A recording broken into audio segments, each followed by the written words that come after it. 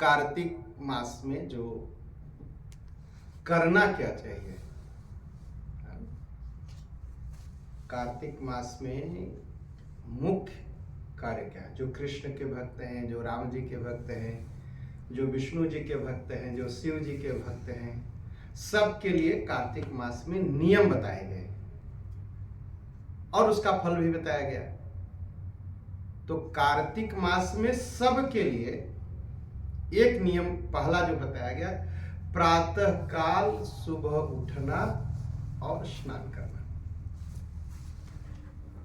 प्रतिदिन प्रातः काल में सूर्योदय से पूर्व स्नान कर लेना एक कार्तिक मास में बहुत ही महत्वपूर्ण माना गया है। सूर्योदय से पहले स्नान करना। स्नान तो रोज करना चाहिए। हम भोजपुरी में एक शब्द बोलते हैं, मलिच्छ, कहते हैं ना, बहुत मलिच्छ। मलिच्छ जो शब्द आया भोजपुरी में, ये आया है म्लेच्छ। म्लेच्छ, म्लेच्छ किसको कहते हैं? मलिन इच्छा वाले व्यक्ति को म्लेच्छ कहा गया है। और जो सुबह उठ करके प्रातः की क्रिया नहीं करता, मतलब स्नान नहीं करता, ब्रश नहीं करता, ईश्वर आराधना ही नहीं करता, उसे म्लेच्छ कहा गया। तो म्लेच्छ किसको किसको कहा गया? देखिए, सऊदी अरब के लोग जब उठते थे, भारत जाते थे, या शायद अपने भी देश में, वो मुंह नहीं धोते थे, स्नान नहीं करते थे और खाने बैठ जाते थे। तो उनको हमारे शास्त्रों में म्लेच्छ कहा गया। यूरोप के लोग पहले स्नान करना नहीं जानते थे, नहाते नहीं थे। और आज भी आप देखते होंगे, मैं देखता हूँ, सुनता हूँ, वो महीनों नहीं नहाते हैं। तो इन सबको म्लेच्छ कहा गया। जो स्नान नहीं करता उसे म्लेच्छ कहा गया। मलिन इच्छा वाले व्यक्ति, मलिन शरीर वाले व्यक्ति को म्लेच्छ कहा गया। तो हम कौन है? हम तो सनातनी, हम म्लेच्छ थोड़ी है। तो हमारी जो क्रिया होती है, सुबह उठ करके स्नान करना, मुंह धोना, स्नान करना, नित्य क्रिया करना, भगवान की आराधना करना, हम सनातनी हैं। इन सनातनी, इसलिए कहा सनातनी बहुत ही पुण्यवान माने गए हैं संसार में। और पुण्य मिलेगा सनातनी को या मनुष्य जाति को, कोई भी व्यक्ति जो सुबह उठ करके सूर्योदय से पहले उठे और सूर्योदय से पहले स्नान कर ले। तो कार्तिक मास में सूर्योदय से पूर्व स्नान बहुत महत्वपूर्ण है। यह एक तो सूर्योदय से पूर्व स्नान करेंगे, शरीर में कांति बढ़ेगी, विद्या बढ़ेगी, बल बढ़ेगा और आयु बढ़ेगी। जिसको बल, विद्या, धन, आयु और यश की इच्छा है, उसे सुबह जल्दी उठना चाहिए। आज मैं एक रिपोर्ट देख रहा था, अमेरिका में अब लोग बड़े जल्दी जल्दी मरने लगे हैं। बहुत बड़ी रिपोर्ट है, आज बीबीसी की न्यूज पर था। क्यों मरने लगे हैं? क्योंकि सुबह नहीं उठना, देर से सोना, टेंशन में जीना, इसके नाते जल्दी मरने लगे हैं। तो आप अगर जानना चाहते हैं, यूट्यूब पर लिख दीजिए कि इस देश के लोग क्यों इतना जल्दी मर रहे हैं, तो आपके पास पूरी रिपोर्ट आ जाएगी। तो सुबह उठने से पहला यह है, प्रातः काल सूर्योदय से पहले उठने से आपको धन भी मिलेगा, यश भी मिलेगा, आयु भी बढ़ेगी, शरीर भी स्वस्थ रहेगा। और कार्तिक मास में विशेष करके अगर आप सुबह उठ करके स्नान करते हैं तो एकदम। तो कार्तिक मास में क्या करना चाहिए?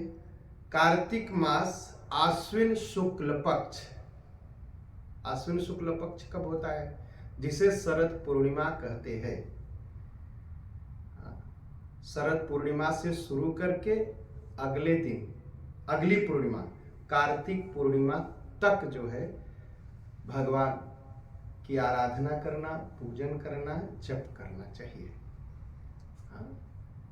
और कुछ लोग क्या करते हैं, कार्तिक शुक्ल पक्ष नहीं, आश्विन शुक्ल पक्ष दशमी से शुरू करके कार्तिक शुक्ल पक्ष दशमी तक। अश्विन शुक्ल पक्ष कब होता है, विजयादशमी से शुरू करके कार्तिक शुक्ल पक्ष दशमी तक कुछ लोग व्रत करते हैं। अथवा मैं पहले कहा, या तो अश्विन मतलब शरद पूर्णिमा से लेकर के शरद पूर्णिमा तक व्रत करें। व्रत करें मतलब कुछ नियम में जिए। शाकाहारी मतलब सात्विक भोजन करे, ऐसा भोजन करे कि उसके भोजन करने से किसी जीव की हत्या न हो, किसी भी जीव की हत्या न हो, ऐसा भोजन करे। और ब्रह्मा जी कहते हैं, नारद जी सुनिए, भक्तिमान पुरुष आश्विन शुक्ल पक्ष की एकादशी आने पर भगवान विष्णु को नमस्कार करके कार्तिक व्रत करने की आज्ञा मांगे। विजयादशमी से एक दिन बाद भगवान विष्णु का पूजन करके उनसे आज्ञा ले कि हम कार्तिक व्रत करेंगे। इस तरह व्रत का पालन शुरू करें। 12 महीने में मार्गशीर्ष अत्यंत ही पुण्यप्रद है। सुन लीजिए, 12 महीने में मार्गशीर्ष का महीना बहुत ही फलदायी है। उससे लाख गुना जो फलदायी देने वाला है नर्मदा तट पर वैशाख मास में बीता हुआ समय। उससे भी ज्यादा फलदायी है माघ मास में प्रयाग में जाकर के कल्पवास करना, और उससे भी महान है कार्तिक मास। तो यह कार्तिक मास, आप अब यूरोप में रहते, हॉलैंड में रहते हैं। हॉलैंड में तो बड़ी ठंडी रहती है, सुबह सुबह उठ करके आप नदी स्नान नहीं कर सकते, तो घर में सुबह स्नान करिए, सूर्योदय से पहले।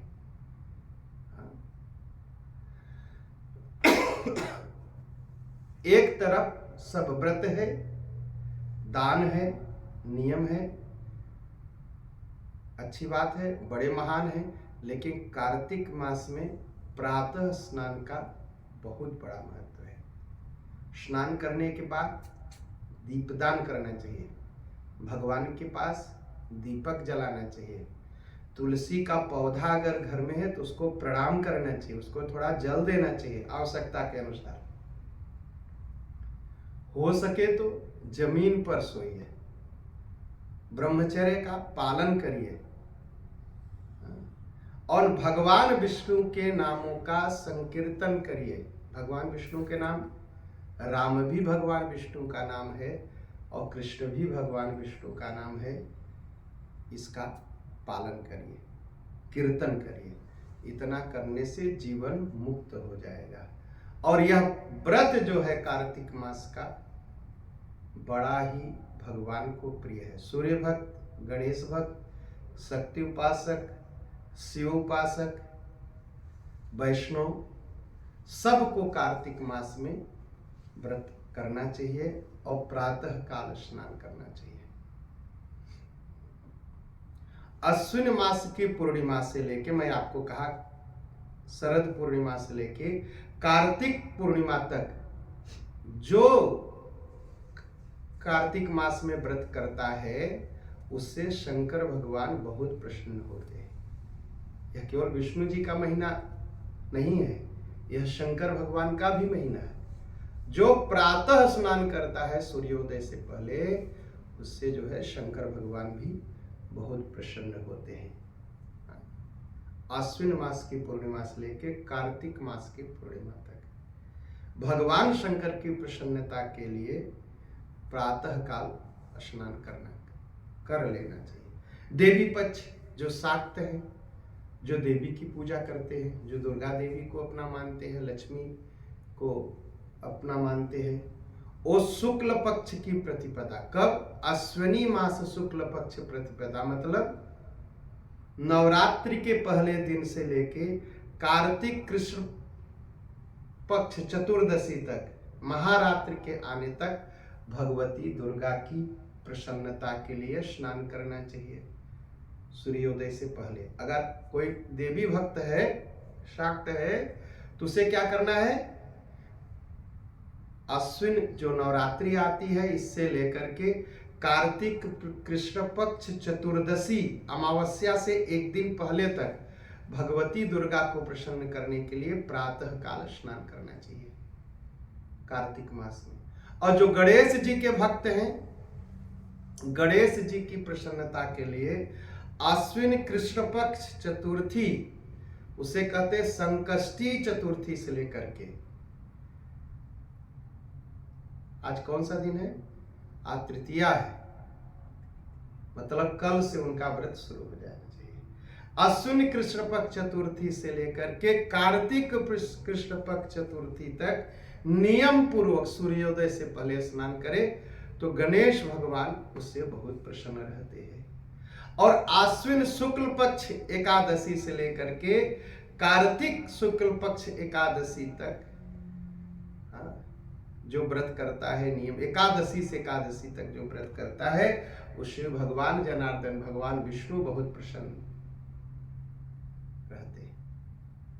कार्तिक मास में अगर अनजाने में ही सुबह सुबह स्नान कर लिए, नियम पूरा कर लिए, तो उसे यम यातना नहीं होगी। यम यातना क्या है, जमराज नहीं सताएंगे, जमराज नहीं सताएंगे। जानते हैं जब जान निकलने लगती है, प्राण निकलने लगते हैं शरीर से, तो क्या होता है, अगर एक बिच्छी काट ले तो शरीर में बड़ी पीड़ा होती है ना। और जब शरीर में से प्राण निकलने लगते हैं तो 1000 बिच्छी काट ले, इतनी पीड़ा होती है। और वो इतनी पीड़ा रहती है कि जिसके प्राण निकलते हो कह नहीं पाता, मुंह से थूक और वो सब फेम निकलने लगता है। उस पीड़ा, बड़ी पीड़ा होती, कह नहीं पाता। अब तो डॉक्टर मशीन लगा के नापते हैं ना कितनी पीड़ा है, बहुत पीड़ा होती है। तो कार्तिक मास में जो सुबह सुबह स्नान कर लेता है उसे यम यातना नहीं होती, मतलब शरीर छोड़ते समय जो पीड़ा होती है वह नहीं होगी। अब कहेंगे हम बीमार हैं, सुबह सुबह स्नान नहीं कर सकते, कह सकते ना। किसी कारणवश अगर कोई व्यक्ति सुबह सुबह स्नान नहीं कर सकता तो उसे क्या करना चाहिए, जो ब्राह्मण सुबह सुबह कार्तिक स्नान करता है उसको ओढ़ने के लिए वूल का वस्त्र दान करना चाहिए। तो ब्राह्मण स्नान करेगा लेकिन पुण्य आपको मिलेगा। भगवान श्री राधा और कृष्ण जी की पूजा करनी चाहिए। तो कैसे करनी चाहिए, तुलसी के पेड़ हो, तुलसी के पेड़ के नीचे राधा कृष्ण की मूर्ति रखे और वहां पर राधा कृष्ण की निष्काम भाव से पूजा करे, उसको मुक्ति मिलती है, मुक्ति मिलती है। कितना भी हजारों जन्म के पाप हो उससे मनुष्य मुक्त हो सकता है। कहा हमारे घर में तुलसी का पेड़ नहीं है, तुलसी का पेड़ नहीं है तो तुलसी का पेड़ आप लगा लीजिए, खरीद लीजिए, मांग लीजिए। आंवला का पेड़ ले लीजिए, वहां पर भगवान की पूजा करिए।